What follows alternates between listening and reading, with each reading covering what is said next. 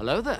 Hey, bonjour à tous, c'est Mers qui est avec vous pour cette 7e semaine de cours à distance en sécurité informatique. Je commence immédiatement avec la matière de cette semaine. Cette semaine, nous allons parler des attaques informatiques. Donc, nous allons parler des différentes attaques. C'est quoi une attaque informatique? Des types d'attaques informatiques. On va en voir quelques-unes, on va en expliquer quelques-unes, puis je vais vous faire quelques exemples vers la fin. Puis dans le laboratoire de cette semaine, vous allez voir, vous allez aussi avoir à utiliser une ou deux attaques informatiques.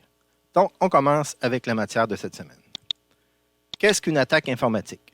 Une attaque informatique, c'est un petit programme, des fois un plus gros programme, ou tout simplement une personne qui tente d'utiliser une faiblesse d'un système. La plupart du temps, c'est un système informatique quand on parle d'attaque informatique. La faiblesse, c'est la vulnérabilité. Il faut se référer aux notes de cours de la semaine numéro 1. Même chose pour la menace. La menace, ça peut être un programme ou ça peut être une personne qui va constituer la menace. Encore une fois, voir la semaine numéro 1. Puis la petite règle pour les risques pour une attaque informatique, c'est la vulnérabilité multipliée par la menace, multipliée par les actifs. Qu'est-ce qu'on a comme système informatique qui peuvent être attaqués? Donc, il existe une liste sur Internet qui maintient à jour les vulnérabilités en informatique. Donc, c'est le NIST. Si je vais voir tout simplement ici, sur le site qu'on vous a mis en référence, vous pouvez aller voir toutes les listes des programmes informatiques qui causent une menace. Comme par exemple, si je vais voir en 2020, octobre, là, je vais voir une liste de plusieurs menaces. Si j'en regarde une, sont toutes développées, sont toutes expliquées ici, avec toutes les références qu'on peut avoir sur ces listes et ces menaces-là. Donc, ça, c'est un endroit où vous pouvez vous référer pour les listes et les menaces en informatique. Donc, je reviens à la matière de cette semaine. Une attaque informatique, ça peut servir à quoi? Pourquoi les gens font une attaque informatique? Donc, ça peut servir évidemment à voler de l'information. Très à jour au Québec, on en a entendu beaucoup parler dans la dernière année. Ça peut permettre aussi d'obtenir une rançon. Donc, certaines personnes vont recevoir un message leur disant que, si tu m'envoies un certain montant d'argent, je vais pouvoir débloquer ton système informatique qui a été bloqué par un virus ou quelque chose comme ça. Donc, ça peut permettre de recevoir une rançon.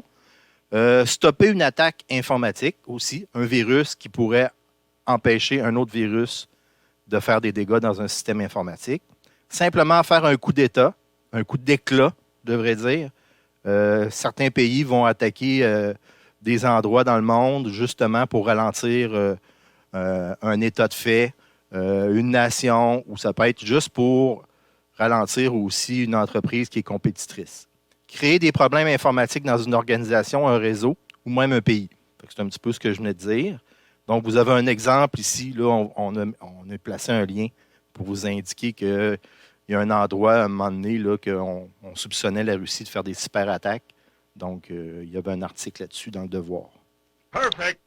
Quelques chiffres. Donc, je ne vous demande pas de retenir par cœur tous ces chiffres-là, mais au moins voir l'importance, l'implication peut avoir des attaques informatiques dans notre monde d'aujourd'hui.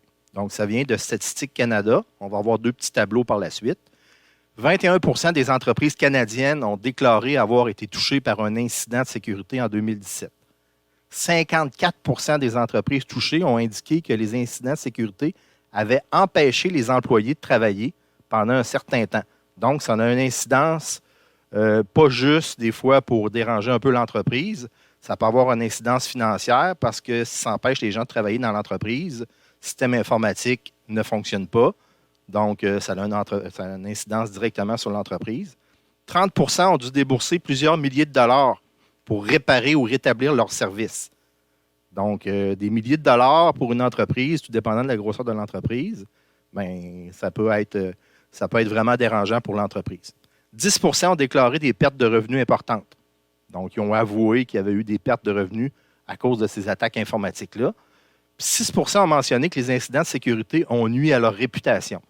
Des fois, il peut y avoir des attaques. On peut soupçonner que ça vient d'un compétiteur ou ça vient de quelqu'un qu'on ne connaît pas, qui peut avoir juste formuler une mauvaise réputation pour leur entreprise.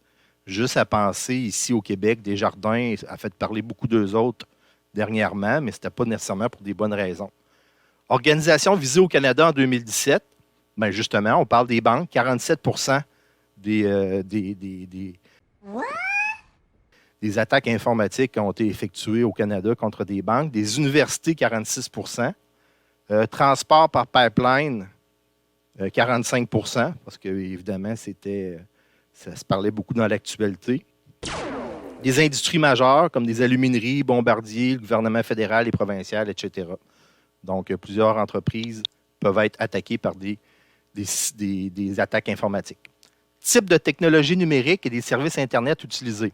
Donc, dans les entreprises, les technologies numériques qui sont les plus utilisées, bien évidemment, vous regardez au premier rang, c'est les sites web de l'entreprise. Donc, les sites web de l'entreprise, c'est quelque chose d'important pour une entreprise, pour leur visibilité. Vous avez les comptes des médias sociaux de l'entreprise. La plupart des entreprises, maintenant, ont des médias sociaux pour diffuser leur information sur leur entreprise. Système d'informatique ou stockage en nuage. Donc, ça peut être leur disque dur, ça peut être aussi ce qu'ils ont emmagasiné sur l'info nuagique. Les applications web, parce que le web, ce n'est pas juste pour consulter un site web aussi. À l'intérieur d'une entreprise, souvent, les entreprises vont avoir des applications web. Donc, appareils intelligents connectés à Internet. Donc, aussi, ça, c'est important parce que les gens qui souvent ont un téléphone cellulaire qui est fourni ou une tablette par l'entreprise. Vous avez aussi plateformes et solutions de commerce électronique. Donc, les entreprises qui ont quelque chose à vendre ou un service à vendre, mais souvent ont besoin de commerce électronique pour faire leurs transactions. Puis, vous avez aussi beaucoup de téléphones IP qui sont utilisés par les entreprises en 2020. La plupart des entreprises, comme nous autres ici au Cégep, tous les téléphones ont été changés il y a 2 ans pour la téléphonie IP. Donc, tous les téléphones à l'intérieur du Cégep, maintenant, fonctionnent via Internet. Donc, on a un autre petit graphique aussi à vous montrer, le type d'incidents en cybersécurité ayant eu des répercussions sur les activités des entreprises. Donc, des incidents vraiment là, qui ont dérangé l'entreprise. Donc, on les a par ordre d'importance ici. Incidents sans motif connu. Donc, l'entreprise a eu un incident d'une attaque informatique probablement, mais ils ne savent pas pourquoi. Ils ne sont pas capables de déterminer pour quelles raisons ils ont eu ce problème ou cette attaque-là informatique. Incident à voler de l'argent ou à demander le paiement d'une rançon. Donc, une entreprise qui a été attaquée par un virus ou quelque chose comme ça, puis là, il y a quelqu'un qui leur demandait de l'argent pour être capable de mettre fin à cette attaque-là. Incident visant à accéder à des zones d'accès non autorisées ou privilégiées. Donc, aller à des endroits où ça prend, exemple, un nom d'usager, un mot de passe ou quelque chose comme ça, pour aller chercher des données ou aller faire quelque chose de pas correct. Donc, souvent, c'était des incidents qui voulaient tout simplement aller à des endroits qui n'avaient pas accès. Incidents visant à voler des enregistrements personnels ou financiers. Donc, ça, on en entend plus souvent parler, surtout dans les derniers temps. Donc, voler des données personnelles ou voler des données financières. Incidents visant à perturber ou défigurer l'entreprise ou sa présence web.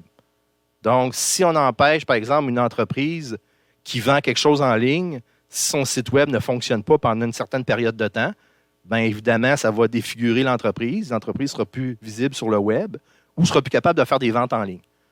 Incidents visant à surveiller et à suivre les activités commerciales, donc un petit peu comme de l'espionnage, quelque chose qui ressemble un petit peu à ça. Incidents visant à voler ou utiliser de manière inappropriée la propriété intellectuelle des données commerciales. Donc ça, c'est une des dernières statistiques qu'il y a sur le site de Statistique Canada. Depuis, mettons, quelques mois, même pas un an, depuis la pandémie du COVID-19, donc 30 des organisations ont remarqué une hausse de volume d'attaques depuis le début de la pandémie. Donc, vous pouvez l'expliquer comme vous voulez, mais il y a peut-être des gens qui ont le plus de temps de faire des choses de ce type-là. Plus que 50 des organisations indiquent avoir modifié, rehaussé la sécurité informatique de leur infrastructure à cause du COVID-19. Donc, ils sont obligés.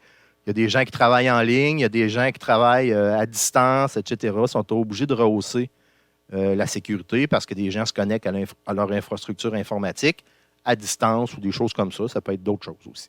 25 des organisations ont constaté un problème de sécurité en lien avec des données du client ou des employés.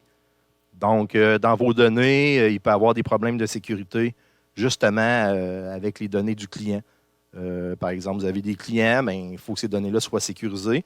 Les données des employés aussi. Je vais vous donner un exemple. À un moment donné, j'ai reçu une lettre qui disait que les professeurs du Québec avaient peut-être été, leurs données avaient probablement été utilisées à des fins malveillantes. Et puis, ça disait que moi, j'étais dans les employés qui avaient été visés. Donc, ça peut arriver à n'importe qui, même si on n'a rien fait pour le mériter ou pas. Encore pire, à peu près 38 % ne savent même pas s'ils ont un problème ou non. Donc, ne sont pas conscients s'ils ont un problème, s'ils ont eu des attaques informatiques, s'ils ont eu des données qui ont été volées. Ils ne savent pas. Ils ne s'en sont pas rendus compte ou ils ne le savent pas. 39 % augmentation des menaces contre les clients du système de santé au mois d'avril. Donc, ceux qui sont dans le système de santé, ben, ils ont eu 39 % d'augmentation des menaces. Donc, il faut y faire attention. All right. Dans la section 2, on va vous présenter différents types d'attaques informatiques. On ne peut pas toutes vous les présenter. On en a sélectionné quelques-unes qui nous semblaient pertinentes à vous présenter, qu'on doit connaître si on est en informatique. Donc, les plus courantes sont l'attaque DOS ou DDoS. Attaque par déni de service. On va vous faire une petite démonstration là-dessus. On va vous expliquer un petit peu comment ça fonctionne aussi. C'est une des plus populaires qui est exercée sur les grosses entreprises. Il y a aussi l'APT, Advanced Persistent Threat. Donc, ça, c'est des attaques qui sont perpétuées sur des entreprises ou des gouvernements, mais dans une longue période. Donc, c'est une attaque qui ne va pas vraiment perturber complètement le système pendant une courte période, mais c'est une attaque qui est faite pendant des mois et des années, des fois, qui vise vraiment à troubler cette entreprise-là ou ce gouvernement-là. Il y a l'attaque de l'homme du milieu, Man in the Middle, qui permet d'écouter, par exemple, ou de savoir ce qui se passe entre deux communications. Quand je dis deux communications, c'est deux interlocuteurs, deux personnes qui se parlent entre eux autres, puis on va vous l'expliquer un petit peu plus. Téléchargement furtif, Drive by Download, ça veut dire que, par exemple, tu vas télécharger un logiciel, mais tu n'es pas trop sûr de si est sécure ce logiciel-là. Donc, tu peux faire des essais, télécharger un logiciel, l'essayer, télécharger un autre logiciel, télécharger un fichier ou des choses comme ça. Puis souvent, ça peut t'apporter des problèmes, ça peut t'apporter une attaque informatique sur ton système, un virus ou quelque chose comme ça. Il y a l'attaque par mot de passe qu'on a plus vu dans le début de la session. Donc, les attaques de mot de passe, vous le connaissez déjà un petit peu. Il y a l'injection SQL. Vous allez voir ça dans le cours de base de sécurité, de base de données sécurité.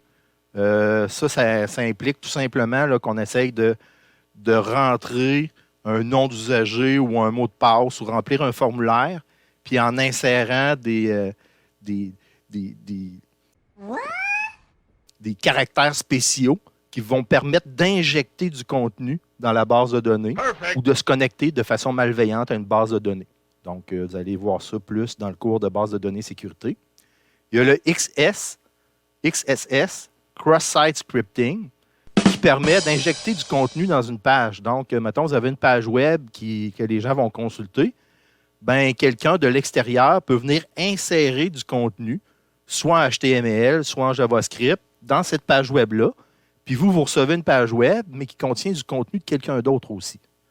Des fois, c'est fait de façon volontaire. Moi, j'ai déjà eu des sites web gratuits, souvent, vont injecter des publicités dans notre page web, ou ça peut être fait sans qu'on le sache non plus.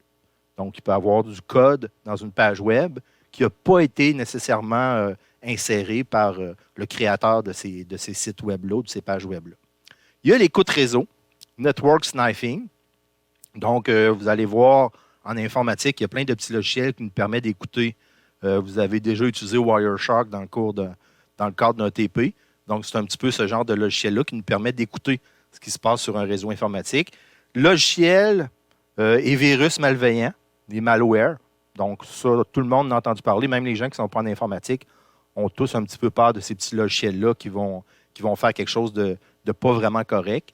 Les vers informatiques worm, qu'on va expliquer un petit peu plus, c'est quoi la différence entre un vers informatique et un virus. L'hameçonnage, le phishing. Donc, ça veut dire que, par exemple, quelqu'un va mordre à l'hameçon, va envoyer, par exemple, de l'argent à quelqu'un parce qu'il a reçu un courriel qui indiquait qu'il devait envoyer de l'argent, ou des choses comme ça. Il y a plusieurs sortes d'attaques géopolitiques sur des objets connectés de plus en plus aujourd'hui, étant donné qu'il y a de plus en plus d'objets qui sont connectés à Internet. Donc, les gens peuvent s'y connecter. Puis souvent, ils ne sont pas très bien sécurisés quand c'est de la nouvelle marchandise qu'on ne connaît pas trop, qui existe depuis 6 mois, 1 an. Ça n'a pas été tout le temps bien protégé. Puis, il y a le fameux bac de sable qui permet de tester des bouts de code, qui permet de tester des logiciels, voir s'ils contiennent des virus. Donc, on regarde un peu plus précisément là, quel type d'attaques célèbres ont eu lieu à travers le temps. Évidemment, il y en a plusieurs. Là. On en a choisi quelques-uns qui sont un peu plus populaires, qui ont marqué l'histoire un petit peu. Donc, un des premiers, 1988, ça fait quand même assez longtemps, le ver de Maurice. Donc, la première attaque sous forme d'un ver informatique, donc qui se transmettait d'un ordinateur à l'autre, sans qu'un être humain vous l'envoie nécessairement. C'est qu'entre ordinateurs, on permettait d'envoyer l'espèce de ver informatique qui était une attaque sur des ordinateurs, mais qui est envoyé par un autre ordinateur. Il y a le code RAID, puis le code RAID 2, qui s'attaquait, par exemple, au serveur web IIS, ou certains vont dire IIS, sous Windows. Donc, il y a un serveur web qui existe sous Windows, puis ça s'attaquait particulièrement à ce serveur web-là. Il y a Stuxnet 2010, qui, bon, j'ai marqué un point d'interrogation parce qu'on ne sait pas trop. Là, les rumeurs, ça serait que ça serait la NSA qui aurait envoyé ça dans un pays sous l'ère de George Bush et même sur l'ère de Obama, ça se serait continué. Donc, c'est ce qu'on dit sur cette attaque informatique-là. RSA Security, en 2011, ça, c'était quelque chose qui était dans Excel. Donc, les gens pouvaient ouvrir Excel et avoir un problème avec le code qui était à l'intérieur qui faisait une petite attaque informatique. Le Sony Hack, ça, en 2014, c'était la compagnie Sony qui a été attaquée par une attaque informatique puis qui a causé des problèmes à la compagnie. Le blackout ukrainien, ça, je vous en parle rapidement comme ça. C'est qu'en Ukraine, à un moment donné, ils ont manqué d'électricité. Il y a eu une attaque informatique sur leur système. Puis ils ont manqué d'électricité, puis on ne savait pas trop pourquoi. C'était une attaque informatique. Les ordinateurs ont cessé de fonctionner. Vous avez le NotPetya Expert en 2016. C'est un faux ransomware. Les gens pensaient que c'était une attaque pour qu'on leur envoie de l'argent, mais finalement, ça détruisait ce qu'il y avait dans le système informatique. Il y a Equifax ici au Canada en 2017, c'est quand même assez récent, qui ont été vraiment là, les données de Equifax, qui pourtant sont là pour sécuriser nos données. Mais eux autres, ils ont eu une perte de données qui était quand même monumentale, qu'on a entendu parler aussi. Il y a WannaCry en 2017. C'est un ransomware qui a attaqué surtout la compagnie Honda. Il y a certains autres virus, on ne peut pas tous les nommer, là, mais il y a le virus Melissa qui a été populaire il y a quelques années. C'était une espèce d'attaque informatique qui arrivait avec un message, avec un courriel. Donc, dans un courriel, on avait un problème, on avait une attaque informatique. Il y a le fameux I love you. C'est une fausse lettre d'amour, puis qui avait un script VBS dedans. Donc, il a causé des problèmes, surtout à cause de son nom, il a été beaucoup populaire. Puis ça prend des gens qui acceptent le message aussi pour que ça fonctionne. SQL Slammer, c'était tout simplement une attaque de déni de service, un DOS sur serveur web. Donc, sur un serveur web, il y avait une attaque de déni de service, donc les pages web étaient très, très, très ralenties ou ne fonctionnaient plus. Puis, il y a le fameux MyDoom, qui était surtout propagé par le logiciel qui permettait d'échanger de la musique Kazaa. Puis c'était le peer-to-peer qui permettait l'échange de fichiers informatiques. Puis ça attaquait surtout Windows. Donc, il y en a un paquet d'autres. Vous pouvez chercher sur Internet. Il y en a quand même des très populaires. Une des attaques qui fait quand même pas mal de dommages, c'est le déni de service, le DOS ou le DDoS. Une attaque qui crée un arrêt de service partiel ou complète de service sur des serveurs informatiques. Donc, ça consiste souvent là, à envoyer des données sur un serveur informatique de façon intempestive. Ça fait en sorte que le serveur, à un moment donné, n'est plus capable de répondre à la demande ou est tout le temps occupé. S'il est tout le temps occupé, il ne peut peut-être pas répondre à des demandes légitimes. Donc, ça, on va faire un petit exercice là-dessus. Vous allez voir, on va mieux le comprendre. C'est tout simplement d'envoyer des données à un serveur jusqu'à temps qu'il ne fonctionne pas très bien ou qu'il ne fonctionne plus du tout. Donc, on dit qu'il existe plusieurs variantes d'attaques de déni de service. Une attaque provient de plusieurs sources informatiques. On a déjà vu ça, des gens qui envoyaient un verre informatique qui se propageait sur plusieurs ordinateurs, puis à une certaine période de la journée, tous ces ordinateurs-là envoyaient des messages à un serveur. Donc, ça faisait en sorte que le serveur était trop occupé, puis il n'était pas capable de répondre à la demande. Première attaque de DDoS médiatisée, février 2000. Beaucoup d'entreprises ont déjà été atteintes par ces attaques-là. Yahoo, Amazon, eBay, CNN, Dell et d'autres. Ça aurait coûté à peu près 1,7 milliard, ce genre d'attaque-là, sur ces entreprises-là. Il y a l'attaque effectuée par Mafia Boy, c'est un Montréalais.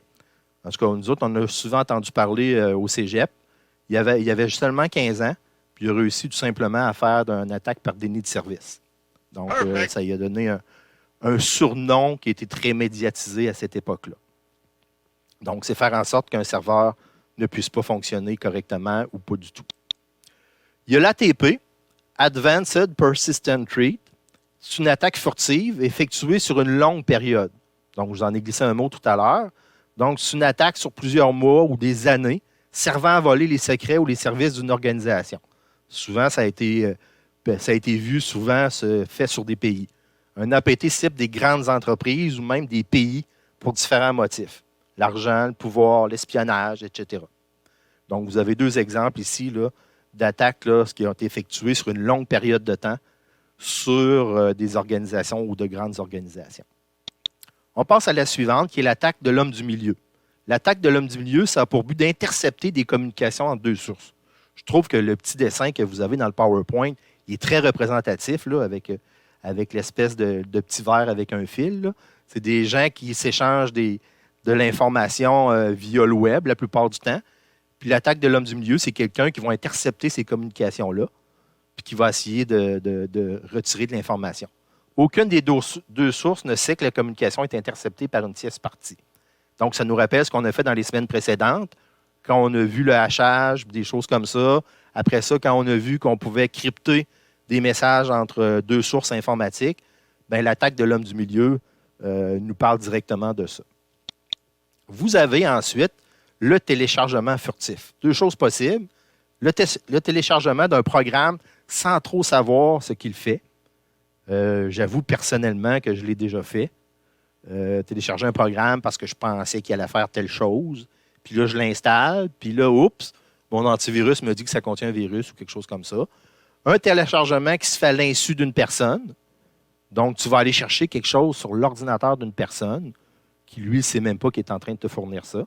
Généralement effectué par une menace du jour zéro. 0D attaque. Okay? Vous avez des exemples.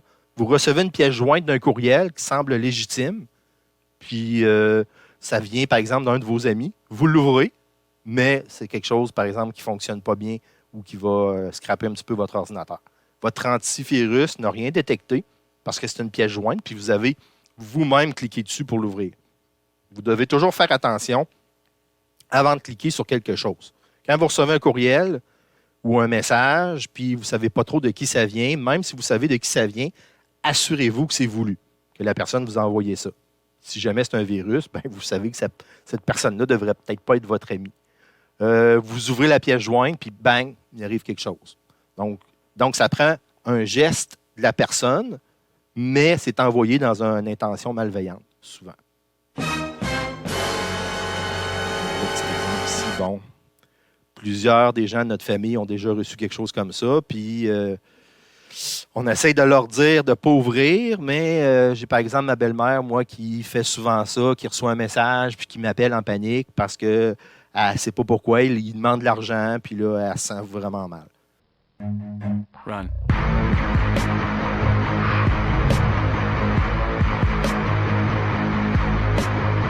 Attaque de mot de passe, on en a parlé pas mal dans le cours jusqu'à maintenant. Une attaque qui tente de trouver un mot de passe à un système afin de pouvoir entrer. Exemple, une attaque de force brute. On a vu ça dans le cours précédemment. Vous avez fait un laboratoire là-dessus. Attaque du dictionnaire. Vous avez des dictionnaires qui contiennent les mots de passe. Donc, les gens s'essayent souvent pour rentrer dans un système. Ingénierie sociale. Donc, ça permet avec certaines programmation, d'essayer de trouver les mots de passe, des tables arc-en-ciel, capture de touches de clavier. J'ai failli mettre ça dans votre laboratoire cette semaine, mais en tout cas, capture de touches de clavier, ça peut causer un problème. Il y a déjà des étudiants au cégep qui ont installé un genre de logiciel comme ça sur un ordinateur, puis malheureusement, ils se sont retrouvés avec un casier judiciaire parce que même s'ils voulaient juste faire un petit test pour le fun, ben, le service informatique a appelé la police parce qu'ils sentaient qu'ils étaient attaqués. Donc, faites attention à ce que vous faites avec ce type de logiciel-là, même s'il y en a que vous pouvez trouver sur Internet gratuits, qui permettent de capter les touches du clavier, qui permettent de faire des imprimés écrans de ce que la personne fait, qui permettent même de prendre possession souvent du clavier. Ça peut vous causer des problèmes si vous installez ça dans une entreprise qui vont faire en sorte que les autres ne vont pas apprécier, puis vous pouvez voir, par exemple, la police débarquer chez vous, puis penser que vous êtes un crack informatique qui essaye de faire des choses malveillantes. Vous avez évidemment les fameux virus informatiques. Bon, un programme qui peut faire à peu près n'importe quoi sur votre ordinateur. Vous avez Ecart est un faux virus pour tester votre antivirus. Donc ça permet de voir si votre antivirus va détecter les virus qui rentrent. Donc, quand vous ne savez pas si votre antivirus est vraiment efficace, il y a des genres de mini faux virus qui permettent de vérifier si votre antivirus va capter les virus. Donc, on vous parle de ça ici. Virus ou malware. Donc, ça peut être un virus qui va briser votre ordinateur ou ça peut être juste un virus qui va tout simplement vous déranger dans l'utilisation de votre ordinateur ou ralentir l'utilisation de votre ordinateur. Généralement transporté par un autre système, exemple un courriel. Donc, il faut que ça arrive par quelque part, le virus. Là. Normalement, il ne peut pas arriver dans les airs comme ça. Un verre informatique. C'est quoi un verre informatique? La petite image est vraiment parlante ici. C'est tout simplement un virus qui se propage par lui-même lorsqu'il est activé dans un environnement informatique. Donc, dans l'histoire, il y a eu beaucoup de verres informatiques. Donc, quelqu'un a créé un verre informatique qui envoyait sur un ou des ordinateurs. Puis, le verre avait pour objectif de se transporter par lui-même, soit par courriel ou soit par connexion à un autre ordinateur. Puis, ça faisait en sorte que le verre, à un moment donné, pouvait prendre beaucoup d'expansion, je devrais dire, parce qu'il s'en allait sur plusieurs ordinateurs en même temps. Donc, utilise lui-même les ressources de l'ordinateur ou du serveur pour se propager. Même objectif que le virus, mais sur plusieurs machines, puis sans le fait qu'un être humain vous l'envoie ou que le cache dans un programme. Donc, c'est les ordinateurs, il est fait pour se développer sur un ordinateur, puis attaquer, par exemple, s'envoyer par message à un autre ordinateur. Donc, c'est ça la différence entre juste le virus et le verre informatique. Perfect. Le hameçonnage, malheureusement, qui est encore très utilisé en 2020, méthode couramment utilisée par les fraudeurs et pirates de tout acabit pour obtenir des renseignements personnels. Ça vous est peut-être tous déjà arrivé. Moi, ça m'est arrivé. J'avais même plus de compte chez Desjardins. Puis je recevais un courriel de Desjardins qui me disait il y a un problème avec votre système. Envoyez-nous, par exemple, votre mot de passe, votre nom d'usager pour qu'on puisse valider par exemple, votre inscription ou les transactions que vous avez faites. Puis souvent, ces gens-là sont très ingénieux parce qu'ils vont faire des pages ou des courriels électroniques qui ressemblent avec les logos et tout ce qu'il faut pour vraiment passer pour cette entreprise-là. Donc, les gens qui ne font pas attention à l'URL qui est en haut, qui ne regardent pas trop l'URL, ça vient-tu de la vraie entreprise? Des fois, c'est un URL qui est long comme ça. Souvent, ils ne regardent pas, puis ils cliquent sans faire attention. Puis, je connais des personnes dans mon entourage qui ont fait affaire à moi parce que souvent, là, ils ont eu des problèmes informatiques à cause de ça. Objectif, c'est voler, usurper votre identité. Ou des fois, aller chercher votre numéro de carte de crédit ou des choses comme ça. Perfect. On termine avec le bac de sable. Le bac de sable sandbox, système isolé qui permet de tester des logiciels ou des applications soupçonnées de contenir des virus. Donc, c'est un verre ou tout autre logiciel malveillant. Donc, c'est une espèce de petit logiciel ou ça peut être un bout de code qui va vous permettre de tester un logiciel avant de l'utiliser. Tester des bouts de code. Exemple, si vous êtes un programmeur, vous êtes en informatique, vous voulez tester un bout de code que vous avez été chercher sur Internet. Des fois, on ne fait pas attention quand on est programmeur. On cherche un bout de code pour faire telle chose. On cherche dans Google, on va chercher un bout de code, on fait un copier-coller, on le met dans notre code. Mais ça, si on n'a pas vérifié ce code-là, ça se pourrait que ce code-là contienne quelque chose de malveillant. Donc, pour tester des bouts de code qui pourraient affecter le système sur lequel on doit rouler.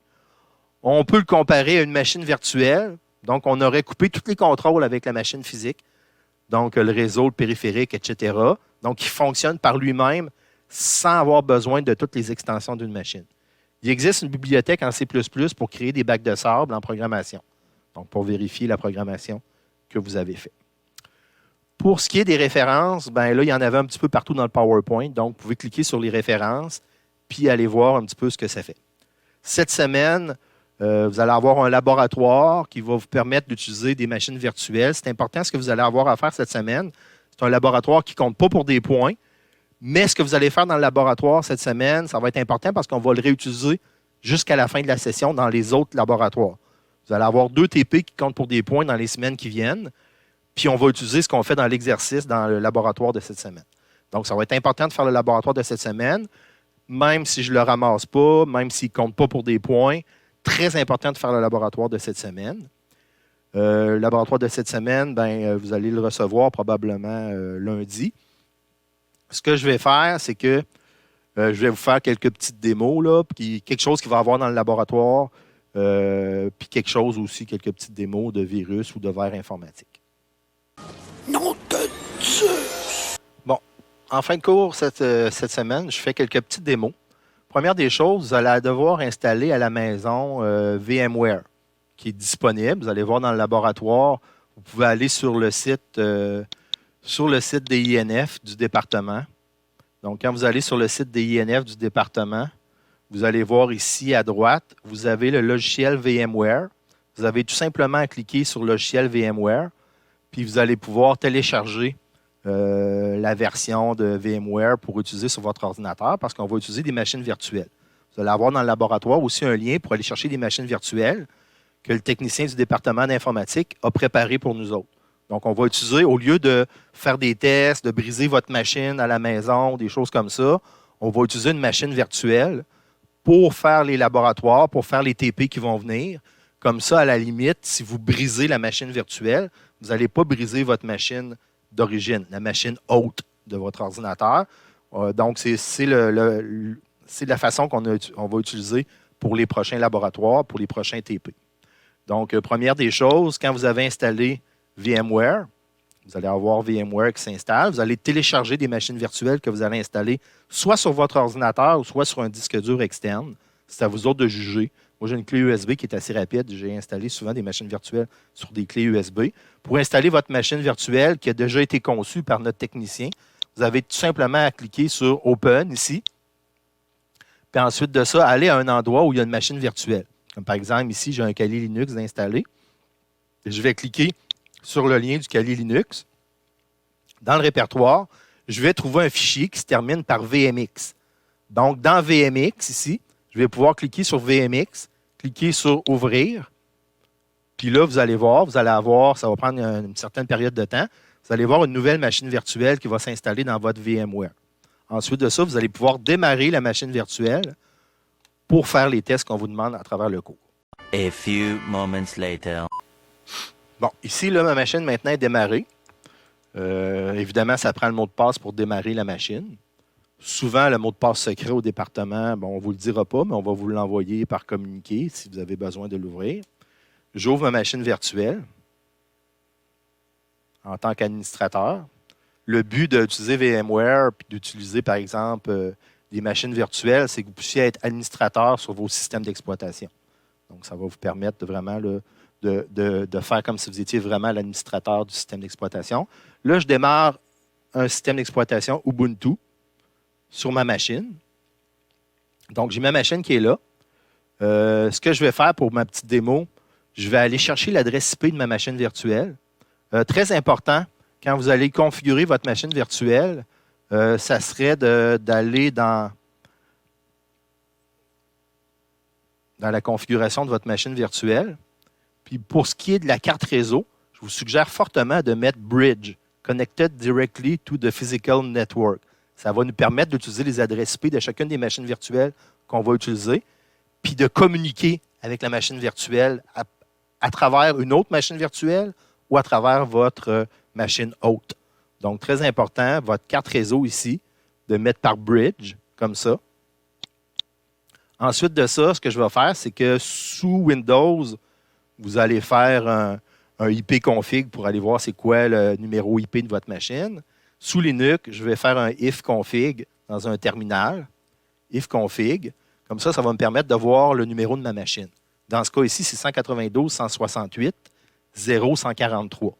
Donc, si je veux faire un ping, si je veux envoyer quelque chose, me connecter à cette machine-là, bien, je dois connaître l'adresse IP. Donc, ce que je vais faire, c'est que je vais partir un petit programme qui va me permettre de faire une attaque de déni de service qui va ralentir ma machine virtuelle. Donc, ce que je vais faire ici, là, c'est que je vais démarrer une vidéo sur YouTube, puis je vais attaquer cette machine-là, puis là, on devrait voir si la vidéo va commencer à ralentir au fur et à mesure qu'il est attaqué. Donc, ça va vous montrer que l'attaque peut être vraiment là, une petite attaque comme je vais faire là, ça va causer déjà des problèmes à ma machine Ubuntu. Puis imaginez que si je le fais multiplié par 100, multiplié par 1000, ben ça serait encore plus difficile. Donc, je vais essayer de me connecter. Donc, si je vais sur YouTube, voir une vidéo, idéalement, mettez une vidéo de musique ou quelque chose qui a de l'action pour qu'on voit que l'image commence à saccader. OK, je reprends l'exemple où j'étais rendu. C'est important de noter l'adresse IP de ma machine virtuelle, qui est 192.168.0.143. Je vous rappelle que c'est important de bien configurer votre machine virtuelle. S'assurer que dans votre machine virtuelle, dans la configuration pour la carte réseau, vous avez bien mis Bridge, Connected Directly to the Physical Network. Donc, choisissez Bridge pour que les machines soient capables de se parler à travers la carte physique. Donc, ma machine hôte va être capable d'envoyer quelque chose à ma machine virtuelle. Même chose entre mes machines virtuelles, je vais être capable de faire des pings sur les adresses IP de mes machines. Donc, ici, ce que je vais faire, c'est que je vais me démarrer un petit vidéo, puis je vais aller ensuite de ça, dans ma machine hôte, exécuter un petit programme qui va envoyer des données sur ma machine virtuelle. Je vais démarrer plusieurs fois le programme jusqu'à temps que ma machine virtuelle semble encombrée. C'est ce qu'on appelle une attaque de déni de service. Donc, il va tellement recevoir de demandes, de paquets. Donc, ça va faire en sorte que cette machine-là va probablement ralentir beaucoup. Donc, ce que je vais faire, je vais prendre en note mon adresse IP, 192.168.0.143, puis je vais envoyer un gros paquet de données donc, à cette machine virtuelle-là.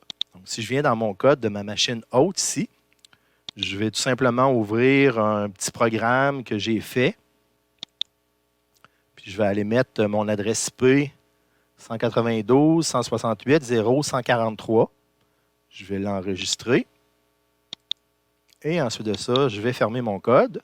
Je vais démarrer mon vidéo dans ma machine hôte. Là, on va regarder si le vidéo il fonctionne bien. Choisissez une vidéo qui a de la musique ou quelque chose comme ça. Fait que là, on voit pour l'instant, ça semble bien fonctionner. C'est pas saccadé. J'ai un ordinateur avec 16 GB de mémoire vive, donc ça va quand même assez bien. Perfect. Donc, je vais aller dans ma machine hôte, lancer le petit programme qui va me causer des problèmes.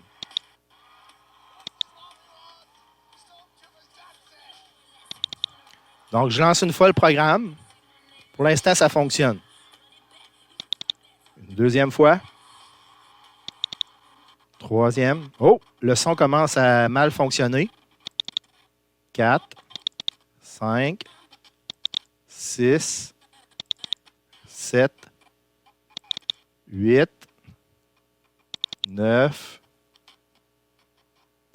10, 11. Là, regardez, j'ai lancé 11 fois mon petit programme qui envoie dans une boucle des données à mon Ubuntu virtuel. Donc, mettons, je l'envoie une autre fois, 12. Moi, j'ai 16 GB de mémoire vive, donc c'est un peu long avant que ça bug complètement. 14, 15 fois. Donc, si je regarde ma machine virtuelle ici, regardez le son, on entend que le son ne fonctionne pas très bien. Regardez le vidéo, comment il est ralenti. Donc, imaginez si... Je vais peser sur pause là, pour qu'on m'entende mieux. Regardez. Je vais peser sur pause. Juste peser sur pause, regardez, c'est un peu long avant que ça fonctionne. Imaginez si, au lieu de démarrer 14 fois ce petit programme-là, je le démarrais une centaine de fois, où il y a des milliers de machines qui m'enverraient des données en même temps. Donc, c'est sûr que ma machine n'est pas assez puissante pour résoudre tous ces problèmes-là. Donc, je vais regarder. Regardez, là, le programme, il ne fonctionne pas bien. Je vais le repartir. Regardez comment c'est long. Mon petit vidéo YouTube, il ne fonctionne vraiment pas très bien. Puis là, je vais aller arrêter ici dans ma machine haute tous les programmes malveillants que j'ai envoyés. Oh! Perfect. Le vidéo, il est reparti parce que maintenant, je n'ai plus d'envoi intempestif. Donc, c'est ce qu'on appelle une attaque par déni de service. Donc, vous avez vu que ma machine virtuelle, Ubuntu, a été vraiment ralentie parce que j'ai envoyé des données de façon intempestive à son adresse IP. Donc, c'est vraiment une attaque par déni de service. Je vais aller vous montrer en terminant ici 2 petites vidéos. Évidemment, ça ne me tentait pas de faire une attaque par virus sur mon propre ordinateur. Donc, je vais vous montrer 2 extraits de YouTubeurs qu'eux autres ont décidé de faire une attaque par virus sur leur propre ordinateur.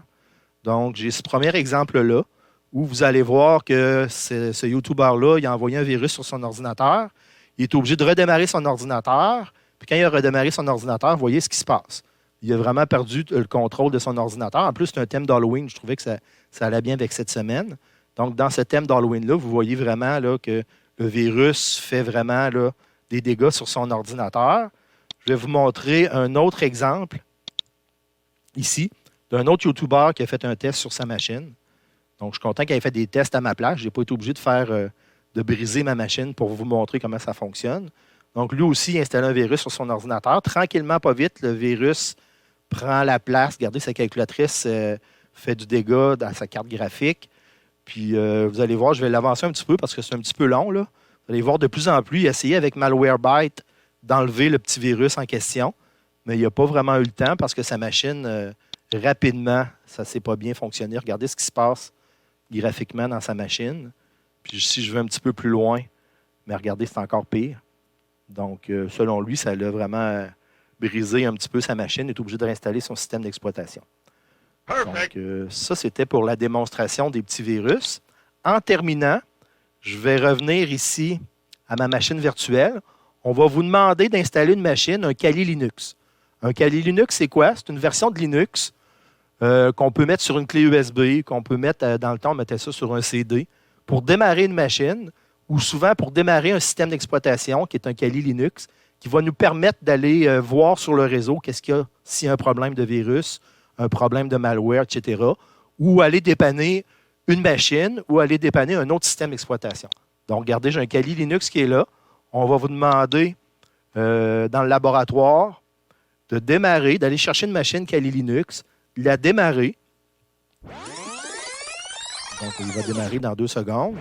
Donc, c'est un système d'exploitation à base de Linux qui contient un paquet de programmes qui vont nous permettre de dépanner un autre ordinateur ou de dépanner un réseau.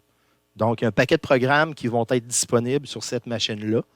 Donc, en tant que gens d'informatique, c'est toujours intéressant d'avoir une machine comme ça qui peut nous dépanner. On peut démarrer une machine avec ça, aller sauvegarder des données si la machine est vraiment infectée. On peut aller des fois récupérer des données sur un autre disque dur d'une machine. Ou aller, par exemple, s'il y a un serveur qui a une attaque de déni de service, bien, vous allez pouvoir aller sur cet ordinateur-là pour essayer de réparer le tout. Donc, dans la version de Kali Linux que j'ai été chercher, le nom d'usager, c'est Kali, puis le mot de passe, c'est Kali. Donc, je vais me connecter tout simplement à cette version de Linux-là dans ma machine virtuelle. Puis, bon, j'attends quelques secondes, le temps qu'elle démarre. Vous allez voir que, regardez, à l'intérieur de cette version-là de Kali Linux, vous avez un paquet d'outils qui vont vous permettre de dépanner un réseau, dépanner un ordinateur.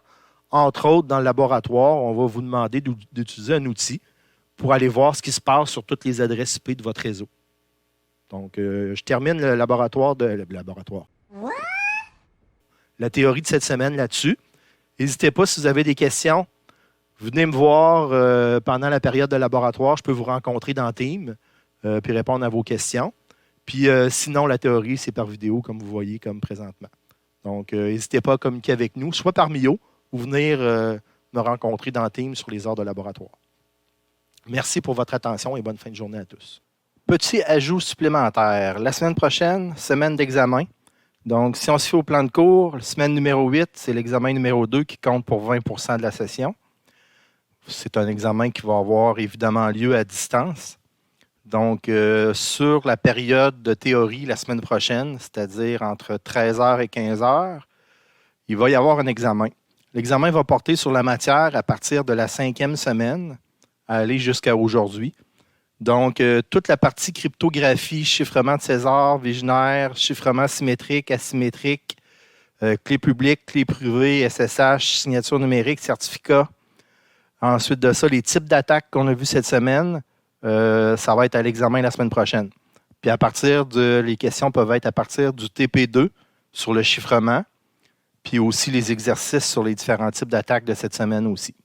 Donc, la semaine prochaine, 13h jusqu'à 15h, examen en ligne. Je vous demanderai, s'il vous plaît, de pouvoir vous connecter sur Teams pour faire l'examen, d'avoir votre caméra d'activer. Puis ensuite de ça, ça va être ça pour l'examen la semaine prochaine. S'il y a plus de détails, je vais vous envoyer un MIO d'ici la semaine prochaine pour vous donner plus de détails pour l'examen, pour la confirmation.